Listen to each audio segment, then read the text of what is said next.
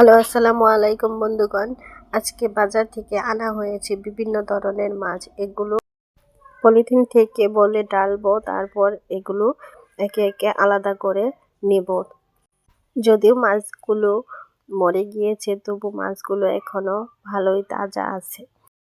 বাজার থেকে মাছগুলো আনতে যেহেতু বিকাল হয়ে গিয়েছে, তাই বড় মাছটি আগে কেটে রান্নার জন্য তৈরি করে নেব। মাছটির আঁশগুলো আস্তে আস্তে ভালো করে ছাড়িয়ে নেব।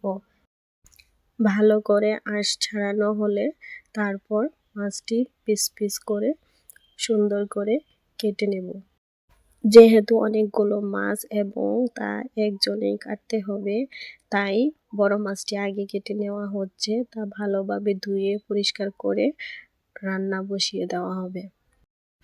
আমার বড় বোন মাছটি কেটে পিস পিস করে দিচ্ছে এবং তা আমরা পরিষ্কার করে নেব এবং মাছ রান্নার জন্য কিছু ডাঁটা এবং আলু কেটে ধুয়ে পরিষ্কার করে নেব। বড় মাছটি কাটা প্রায় শেষ এবং আমাদের ছোট বিড়ালটি বসে বসে পাহারা দিচ্ছে এবং মাছগুলো দেখছে। দেখেছেন বন্ধুরা, আমাদের বিড়ালটি কত সুন্দর এবং ভদ্র, চুপচাপ বসে আছে, কখন তাকে মাছ দেওয়া হবে এবং তা খাবে। বড় মাছ কাটা শেষ এবং এখন ছোট মাছগুলো কাটাকুটি শুরু।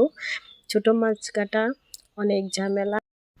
এদিকে মাছগুলো কাটতে কাটতে সন্ধ্যাও হয়ে আসছে, তাই মাছগুলো খুব তাড়াতাড়ি কাটা হচ্ছে। দেখেন বন্ধুরা, কেমন অন্ধকার হয়ে গিয়েছে।